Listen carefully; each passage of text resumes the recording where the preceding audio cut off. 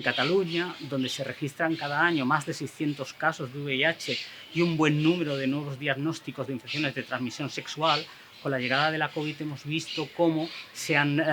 delimitado o se han restringido los servicios dirigidos a dar respuesta a la prevención y al diagnóstico de estas enfermedades, de tal manera de que se cerraron muchos centros comunitarios de detección del VIH, algunos centros sanitarios también tuvieron que dejar de hacer los cribados de estas enfermedades y en el caso de la profilaxis preexposición, es decir, en la píldora preventiva del VIH, los programas que se venían realizando se tuvieron también que detener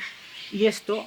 ha tenido la consecuencia grave de que en la actualidad pues podemos encontrarnos que muchas infecciones durante este tiempo que no se fueron diagnosticadas podrían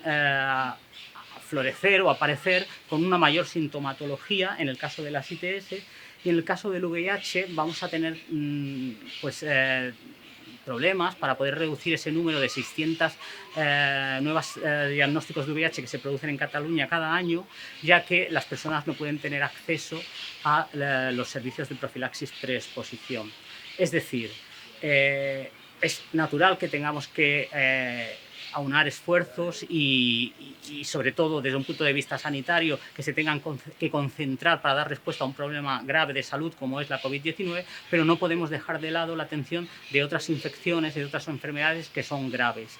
Deberíamos aprender de los errores que se han producido, porque ha habido errores en la gestión, para evitar en el futuro que esto vuelva a suceder. Debemos garantizar los servicios mínimos que son necesarios para que las personas puedan disfrutar de sus derechos sexuales y entre ellos, por ejemplo, mantener los cribados de las ITS y los cribados del VIH, porque tenemos que tener en cuenta que estos servicios van dirigidos a poblaciones que son muy vulnerables, como pueden ser población joven o población que se dedica al trabajo sexual o a los hombres gays, bisexuales y otros hombres que tienen prácticas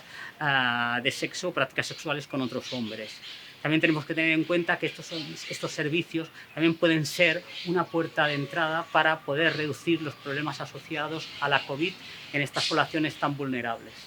La gestión de una crisis sanitaria tan importante como es la COVID-19 no puede ir en detrimento de otros problemas de salud como pueden ser el VIH o las infecciones de transmisión sexual que afectan a población muy vulnerable y que necesitan recursos específicos para poder prevenir, tratar